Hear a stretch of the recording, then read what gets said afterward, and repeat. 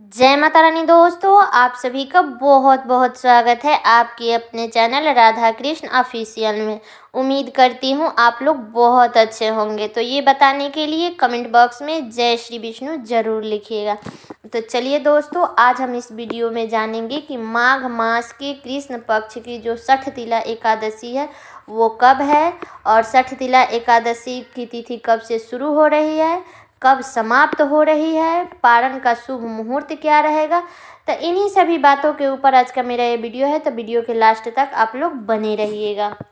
तो चलिए अब एकादशी के बारे में बता देती हूँ। तो जो माघ मास के कृष्ण पक्ष में जो षठतिला एकादशी का जो व्रत किया जाता है, वो षठतिला एकादशी के व्रत करने से जो व्रत करता है उसके सभी पाप नष्ट हो जाते हैं। षष्ठतिला एकादशी सभी पापों को नष्ट करने वाली होती है। एकादशी का जो व्रत है वो भगवान श्री हरि विष्णु को समर्पित है, और माघ का महीना भी भगवान विष्णु को ही समर्पित है। तो माघ मास में हमें चाहिए कि श्री हरि विष्णु भगवान का कथा, व्रत, पूजा बहुत अधिक मात्रा में करना चाहिए, क्योंकि माघ का महीना जो होता है वो भगवान विष्णु को समर्पित होता है। तो ये सब करना बहुत ही महत्वपूर्ण माना जाता है। जो भी लोग षठतिला एकादशी का व्रत करते हैं उन्हें 6 चीज़ों में तिल का प्रयोग जरूर करना चाहिए। सबसे पहले स्नान जब करने जा रहे हैं तो जल में डाल करके स्नान करना चाहिए। तिल का अपटन लगाना चाहिए। तिल से मिला हुआ पानी पिए। तिलों से बना हुआ भोजन आपको करना चाहिए। हवन धूप करना चाहिए। तिल का दान भी जरूर करना चाहिए। इसी 6 जगहों पर हमें तिल का प्रयोग जरूर करना चाहिए। इसलिए इस एकादशी को षठतिला एकादशी कहा जाता है। षठतिला एकादशी के दिन भगवान नारायण के और साथ में माता लक्ष्मी का पूजा जरूर करना चाहिए। तो इस बार 2024 में जो षठतिला एकादशी का जो व्रत है वो हम लोग 6 फरवरी को रखेंगे। दिन है मंगलवार। चलिए बता देती हूँ कि एकादशी तिथि कब से शुरू हो रही है और कब समाप्त हो रही है। तो षठतिला एकादशी का जो तिथि है वो 5 फरवरी को शाम के 5:25 से शुरू होगी और 6 फरवरी को 4:08 तक रहेगी, उसके बाद समाप्त हो जाएगी। तो उदया तिथि के अनुसार जो षठतिला एकादशी का जो व्रत है वो हम लोग 6 फरवरी को रखेंगे। दिन है मंगलवार। तो जो भी व्रत करता है वो अपना 10वीं तिथि से ही नियमों का पालन करना चाहिए। 10वीं तिथि के दिन से ही हमें शुद्ध और सात्विक भोजन करना चाहिए। लहसुन, प्याज, मांस, मदिरा का सेवन नहीं करना चाहिए। उस दिन मसूर का दाल नहीं खाया जाता है और ना ही चावल खाया जाता है। और ब्रह्मचर्य का पालन हमें 10वीं तिथि से ही शुरू कर देना चाहिए। और हो सके तो भूमि शयन जरूर करना चाहिए, क्योंकि इसमें भूमि पर सोने का बहुत ही महत्व होता है।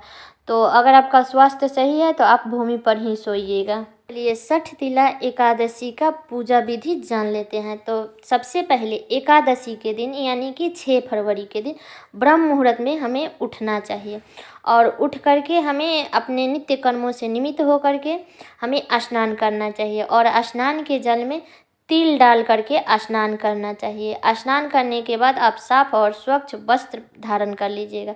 इसके बाद सूर्य नारायण भगवान को जल दे दीजिएगा। उसके बाद आप अपने मंदिर के अच्छे से साफ सफाई कर लीजिएगा और गंगा जल से छिड़काव करके मंदिर के शुद्ध कर दीजिएगा।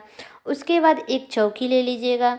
चौकी पे पीले कलर का वस्त्र बिछा दीजिएगा। उसके बाद उस पर फूल का आसन दे दीजिएगा। अगर आपके पास में लक्ष्मी नारायण भगवान का मूर्ति है तो उसको अच्छे से स्नान करके उस पर विराजमान कर लीजिएगा। नहीं तो फोटो है तो उसे साफ कपड़ा से पोंछ करके फिर उस पर विराजमान कर लीजिए। जो है उसी को विराजमान कर लीजिएगा। उसके बाद आप भगवान विष्णु को पीले कलर का चंदन, हल्दी, कुमकुम से तिलक करें और दिया जरूर जलाइएगा। विधि पूर्वक से भगवान विष्णु और माता लक्ष्मी की पूजा कीजिएगा। इसके बाद भगवान विष्णु का चालीसा का पाठ कीजिएगा, आरती कीजिएगा। भगवान के भोग में आप फल, विष्णु भगवान को अति प्रिय पीला ही फल होता है, तो उस दिन आप लोग केला का भोग जरूर लगाइएगा। तो विष्णु भगवान को जो भोग लगाइएगा वो आप खीर का लगा दीजिए, फल मिठाई का भोग लगाइएगा। और भोग लगाइएगा तो उसमें तुलसी पत्र डालना मत भूलिएगा, क्योंकि भगवान विष्णु को तुलसी पत्र अति प्रिय है। ऐसा माना जाता है कि अगर तुलसी पत्र नहीं डालेंगे तो भगवान विष्णु अपना भोग ग्रहण नहीं करते हैं। तो इसलिए भोग में आप लोग तुलसी पत्र ज़रूर डालिएगा। तुलसी पत्र जो है वो आप लोग दशमी को ही तोड़ करके रख लीजिएगा, क्योंकि एकादशी के और द्वादशी के दिन तुलसी पत्र नहीं तोड़ा जाता है। तो आप लोग दशमी तिथि के ही तोड़ करके रख लीजिएगा भोग लगाने के लिए।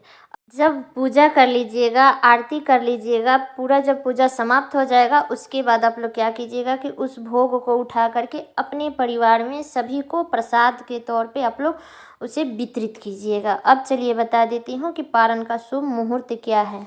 तो छठ तिला एकादशी का जो पारण है वो 7 फरवरी को है। तो 7 फरवरी को भी हमें सुबह ब्रह्म मुहूर्त में जल्दी उठना है। उठ करके अपने नित्य कर्मों से निमित्त होकर के स्नान कर लीजिएगा। स्नान करने के बाद अब भगवान विष्णु का पूजा अच्छे से कर लीजिएगा। उसके बाद आप लोग पारण कीजिएगा। तो पारण का जो समय रहेगा वो सुबह 7:20 से लेकर के 10 बजे तक किया जाएगा। तो एकादशी का जो पारण है वो तुलसी पत्र से कीजिएगा या तो चावल से कर लीजिएगा, क्योंकि द्वादशी के दिन एकादशी का पारण हमें चावल से ही करना चाहिए। तो चावल उस दिन ज़रूर खाइएगा। और भगवान के चनामृत से कर लीजिएगा। तो ये तीनों में से कोई भी चीज़ ये पहले मुंह में डाल करके फिर हमें पारण करना है। तो उम्मीद करती हूँ दोस्तों कि इस वीडियो से आप लोगों की बहुत सी जानकारियाँ मिली होगी। तो कैसा लगा ये वीडियो आप लोग कमेंट करके ज़रूर बताइएगा।